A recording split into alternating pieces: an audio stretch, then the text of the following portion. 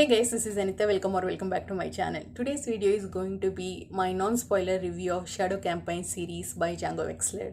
This is a flintlock fantasy which consists of 5 books: The Thousand Names, The Shadow Throne, Price of Valor, Guns of Empire, and The Infernal Battalion. I read this as part of Read Along in Alan's Discord. Alan loves this series. He always recommends this as the better flintlock fantasy over other popular works. We also had the discussion on the first book in Alan's channel. If you want to check out the non-spoiler section, after that, Alan got busy and we did not have any discussions. Anyways, what is this series about? The first book starts in Kandar. Our main characters are from this kingdom called Verdun, but it starts in Kandar, which is like a colony to Verdun. Kandar has a puppet prince and it has a small garrison force of Vardans. But right now, when the book starts, Kandar is going through this rebellion, so our Vardan army is moving back from Kandar, and Vardan king sends this new commander and draw recruits to take back the throne and resolve the situation. So Vardan army reverses its direction and start fighting with these rebels.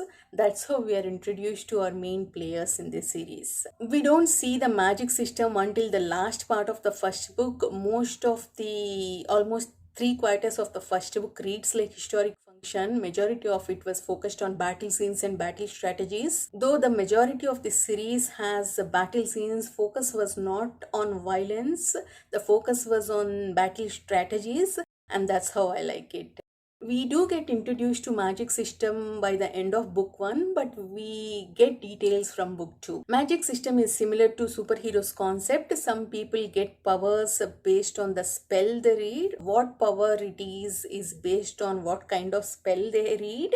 It could be superhuman strength, it could be just healing, or it could be some power to walk through shadows. But these powers or people with these powers are not accepted in society. So most of the people who know about magic live at the edge of the world. Magic system plays a huge role in moving the plot, but it is only in the background. Most of the focus is on politics and battle scenes. We come back to Verdun in book 2 and the focus shifts to political intrigue and they have their own rebellion. Wexler gave an interesting twist to rebellion. He showed how important leadership was to a rebellion and how important to have good policies. Book 2 is focused on political intrigue. It has action scenes but less. Book 3 and 4 are heavy on battle scenes with the political intrigue and magic in the background.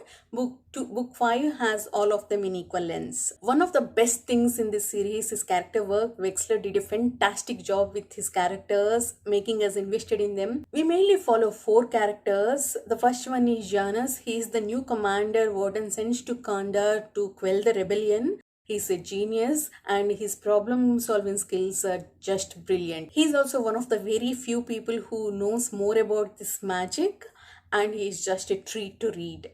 And the second person is Marcus. He's pretty straightforward character. He's a captain in the Warden army of the garrison force in Kandar. He's loyal, rule follower kind of person. We get to see some depth in later books and he plays a major role in throughout the series. And the third character is Winter. She's my favorite character in this series. She was raised in this orphanage, which is kind of a prison. She runs away from that place and she disguises as a man to join the army. When we get introduced to her in the first book, she was only a ranker, but later when Janus takes over this army, she gets promoted by chance. But from there onwards, because of her intelligence, she keeps getting promoted. Janice is someone who recognizes talent, so Winter quickly grows under him. Wexler did a fantastic job with Winter, both with woman disguised as man trope and also strong female character trope. He gives us enough details to understand how she managed to survive in the army without anyone realizing that she is a woman. And most of the times, strong female characters are portrayed as acting like a man, but that's not the case here. We can clearly see that Winter is a woman and she is well suited to that command. We can clearly see how intelligent she is when it comes to battle strategies. Wexler did a fantastic job with that. And from two, we get introduced to another character, Resinia. I really liked her. She's someone who knows what needs to be done and doesn't hesitate to get her hands dirty, and that is consistent throughout the series. And another important thing in this series is execution of side characters. They are integral part of the story. In book one, we see Winter's corporals and their bond with Winter, and in book two, we get introduced to more side characters. So many girls join in the army, and we see how old military heads react to that. At the same time, we see other girls from other cities getting inspired from seeing these girls in the military. Wexler executed that very well. That was one of my favorite things in the series. And coming to antagonists, there is not a single villain in the series. There are different villains in politics side and in magic side. Sometimes both of them are overlapped, but the main villains are these priests of black who doesn't want people with superhuman abilities in society.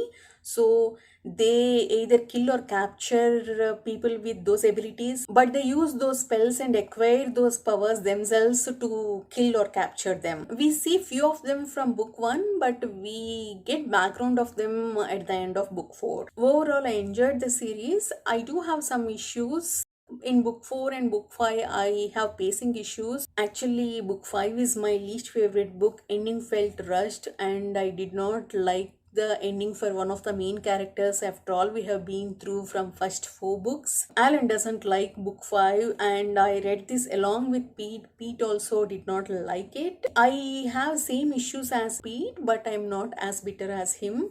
I did not get invested in the side quests in book 5, but I enjoyed first 4 books a lot. It has fantastic character work and battle scenes. We get lot of behind the scenes information about the army. We get to see how supply lines work and what a major role they play in battle strategies, and we get to see the role of cavalry and how important it is, and we realize how important it is to follow commander's orders in the middle of a battle.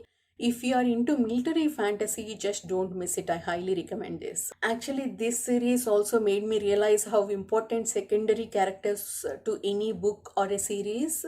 They play a huge role in this series and made me more invested in the story. My only complaint with respect to them is I was very invested in the secondary characters in the first book, but we don't get to see them more in later books. While I understand it's not possible to give page time to every character, I kind of miss them, and that's my only complaint with respect to secondary characters. That's all I have to say. If you're into military fantasy, don't miss this series. It's definitely worth it. If you already read this series, please let me know your thoughts in comments. Please like, comment, and subscribe. See you in the next video. Bye bye.